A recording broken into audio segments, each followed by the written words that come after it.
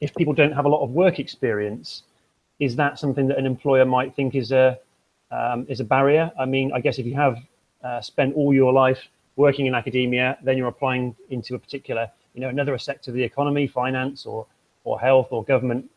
I guess there's a sort of a perception that employers, may be looking for a background in that. So how would you suggest that people could overcome that particular challenge? Well, I think one of the most important things to start off with is to make sure on your CV that you frame your PhD as a professional experience in itself. I would always put it under the work experience section and in language that employers can understand, your key responsibilities and achievements in that time, for example. You can list it as well as an educational or qualification, but I would really make sure that you position yourself as having a significant time of experience as a professional researcher, because you're not a student, being told what to do.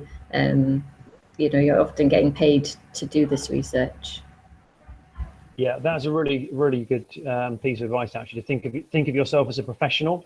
One bit of advice that I give people, I've written about this on my blog, is think of yourself as a professional X, and try and think of what word would you put into the X. So don't talk about yourself as a researcher or as a PhD, especially not a PhD student, but talk about yourself as a professional X. So that X could be a professional researcher, professional project manager, a professional scientist, ecologist, depending on what your particular discipline is, but make sure that you sort of professionalize yourself. Okay. Yeah, I'm just going to jump in there. I think, so for one, that's really important advice, don't present yourself as a PhD student, but as a professional who has worked in science or in research. And still, even if you do that, coming from your PhD into a new industry, it might mean that you're gonna start maybe in a more junior position if you're transitioning to a new industry.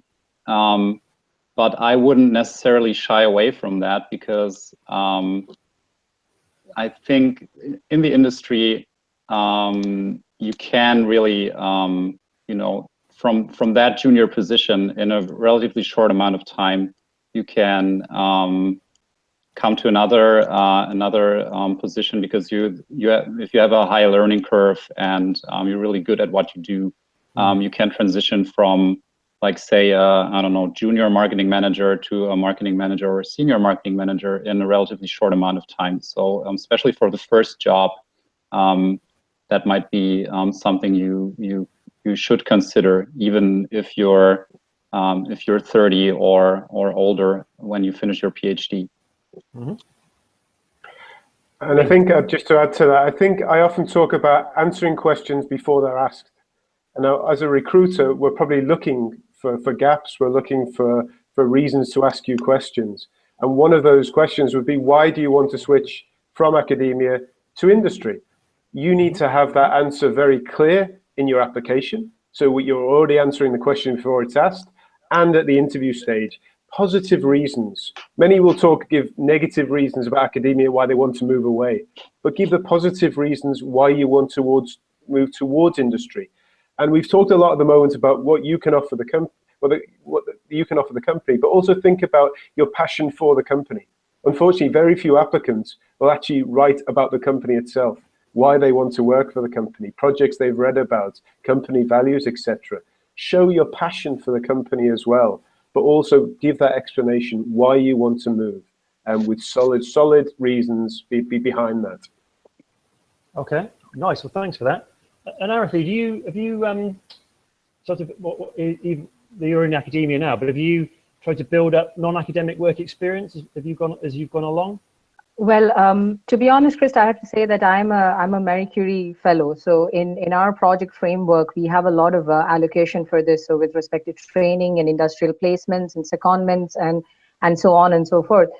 I feel that this should be there for other PhD students as well, at least as an opportunity to apply for, let's say, a 2-month internship or a placement at a company, just to get a feel of what it's like.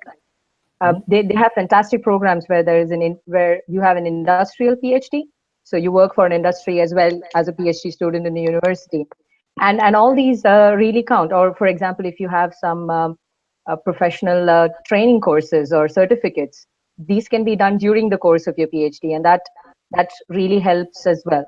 And just to add on to what Lee was saying before, it's very good to do your homework. So you know that you're in a certain field, and if you want to transition into an industry in that field, it would be nice to know who the big players are, or who the big companies are, and what specific skills are they looking for, or what projects do they have, or what are the broad expertise fields. So doing this homework will help you build your CV and portfolio starting from day one in your PhD, and not probably towards the end when you're done or you've already defended your thesis. Yeah, well, that's really nice advice. I think so. That's a good point, that actually some people are in programs that are actually structured to give them work experience, yes. which is great. But if you're in a PhD in a program that doesn't have that, then really you've got to be quite proactive in trying to gain that work experience yourself. Perhaps, like you say, taking an internship, for instance. I mean, if you've got 3 or 4 years during your PhD, you have got plenty of time. So maybe you could do an internship over the summer, or take a project management qualification, for instance. So those opportunities are available to you. I think it comes back to what we were saying before about being proactive, not waiting to the end, and you're handing in your dissertation and they're only then really thinking about, okay, what should I have done?